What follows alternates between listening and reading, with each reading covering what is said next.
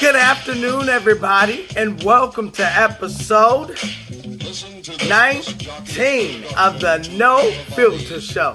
Come on, buddy, everybody's welcome today. On today's episode, we will be talking about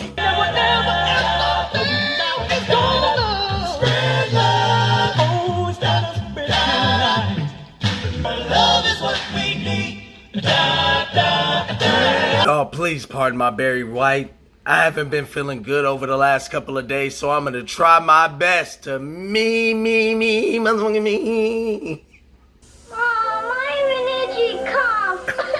I don't feel good. I have cough too. Fix it. The only person that's really enjoying this is my wife. You know why? So, what do you want to do? I'm here, baby. I'm ready, baby. I had the wonderful opportunity to listen to someone speak on something that was relative to what I was going to talk about today. And this man said, the person sitting or standing next to you may look dynamic physically, but you have no clue what they've been through and what mountains they had to climb to get to the point they are now.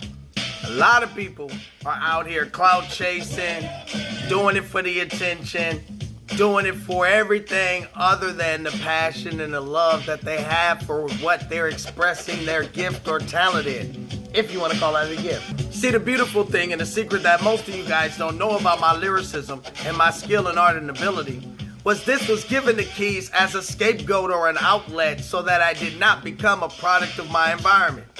Which one would you rather? Someone that has joy and exhibits it on every occasion he can get, even when he's going through hard times. And when the hard times come, he goes right into his Dexter's laboratory and flip lyrics. But here's the thing. Life is an improvisational freestyle. Do you rehearse what you're gonna say in the morning before you leave in the morning? Do you rehearse grabbing something that's falling to the ground? It's instinctive. You are designed genetically to be improvisational. However, within the realms of that, you must take into consideration you can have the right for whatever you want and feel in your own realm. But once you step outside of that, for the sake of someone else's conscience, if it's not making you go against your principles to step back for the sake of their conscience, see, this is what you really have to take into consideration. What that person may think in a general population of things can make them feel or think negative intent. However, they can't come into your domain and try to justify bullying you into following their path. That's wrong. I appreciate ideas and point of views of everyone, especially when it comes to this passion. People recommend and suggest I do things in my improvisational freestyles all the time, which I have no problem with. Suggestions are cool and some of them have been really amazing. However, well, I have a microphone and you don't. So you will listen to every damn word I have to say! Some of you guys try to insert your personal preference into what someone else is doing, and you don't know the purpose for them doing it. Sir, one more outburst, I will strangle you with my microphone wire. You understand me? People tell me I should do this, I should do that, I should tweak this, I should tweak that, I should have access to this and this and that will make it so much better. Most of those people suggesting or recommending have a source or resource that can assist me in meeting that goal. But opposed to assisting me, they would rather critique me and stand back and watch. And if I do not implement, even when they have a way to assist me, then that's when the tidal wave of hate comes in. I wholeheartedly respect the opportunity to agree to disagree, because I don't know the perspective of where that person is coming from. There's times I go visit some of my homies in the hood and they salute and talk about how proud they are of Keys because of his accomplishments. And when I try to recommend or suggest to them ideas to get them in the same position I'm in, you know what they honestly tell me? And I love them for that. They say, Keys, we're not built like you. The opportunities you were given is because of how you were built. The opportunities that were presented to you. how you were built. I'm not built like you. And this is where I'm gonna be. God, I respect that so much. Because we all can't be the same, right? I used to come on the spot, get to speaking to everybody, having conversations. After about 15, 20 minutes, the homies be like, Keys, go ahead and bounce, bruh. This environment is not good for you. I'm like, man, y'all my homeboys. I got y'all back, y'all got my back. They were like, but Keys, it's a whole nother world, bruh. I tilt my head, I say, okay, but then I think about that. If they were to step into the environments I'm in, I would let them know the very same thing. I think the biggest problem with the world today, nowadays, is everybody got answers to all questions, but they're subjective to how they feel. Why can't we all just bounce and dance to our own groove and we all respect that we have our own groove? Nah, everybody rather go on their timeline talking about the past to doing what all of us have done. Well, us who are skilled at it have done. I'm not impressed by that, baby boy, eh? Or baby girl, for that matter. You ain't no punk ass Mark like the rest of your homeboys. Damn, will whoop your ass. Day one, I've been explaining to y'all this is a journal. This is archiving. When I'm gone, it's not gonna be the rumors or the talks in the ears that you guys can reference to find out a true part of Keys. It's this. I'm not doing it for fame. I'm not doing it for fortune. I'm doing it because I'm bored. And I have a gift I would like to share with the world for free 99. If you would like to help fund this project and the spearheading bigger than what it is, I appreciate it. Cut you in on the slice. But that's not what I'm in it for. That's the bonus. Get this. Let's say you talk someone off of a ledge from committing suicide, and all it was the words in which you spoke. And you found out that person was a multi-millionaire. Most of y'all are probably pressed them for dough for saving their life. When the most priceless thing is the fact that you did save their life.